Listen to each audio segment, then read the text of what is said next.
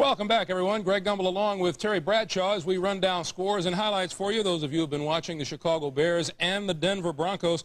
First of all, the game taking place at Candlestick Park in San Francisco. The 49ers leading Tampa Bay by a score of 17-0. Joe Montana having another good day, 11 yards to Brent Jones over the middle. Hey, let's take a poll of what the longest touchdown passes are. I guarantee most quarterbacks' touchdown passes are averaging about 5 yards. Here's another 5-yarder. Meanwhile, Chris Chandler of the Bucs having a tough day, 7 of 19, 66 yards, 1 interception, sacked 4 times. Remember, Vinny Testaverde on the bench. The 49ers lead it by 17. The game you're watching out in Denver, tough defensive battle, and the Bronco defense has risen to the challenge. The Broncos lead at 2 field goals to 1 at halftime, and this is a tough day for just about everybody. Who is that, Terry? That looks like my uncle out there. He's had a rough go.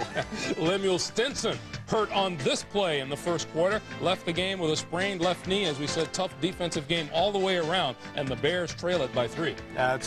It's a rough game, as you can see, losing Stinson, the guy that talks big but plays big, and he's somebody, you know, good cornerbacks are hard to find in this league. This kid was becoming one of the best. 6-3 Denver at halftime. Phoenix and Green Bay, they have just gone to the half as well, and the Packers lead it by a score of 10-7. Don Majkowski injured in the first half, but before he connected with Sterling Sharpe. This is the second pass play we've seen today in the National Football League where a receiver ran a simple hook, caught the ball, turned around, and with great speed outran the secondary. Anthony Dilweg in quarterbacking for the Packers now. Minnesota and Seattle are at halftime. Dave Craig has thrown 2 touchdown passes, and so has Rich Gannon. They're tied at 14. They're also tied at 14 in Anaheim as the Rams and the Dallas Cowboys are tied as they approach halftime, and the New York Jets are leading Indianapolis by a score of 8-0. I want to remind you, coming up next week, we'll have the Philadelphia Eagles and the New York Giants. Both those teams victorious today. The Eagles have now won 4 in a row, and 5 of their last 6. Should be a decent game. We'll have those highlights for you and more coming up as the NFL Today continues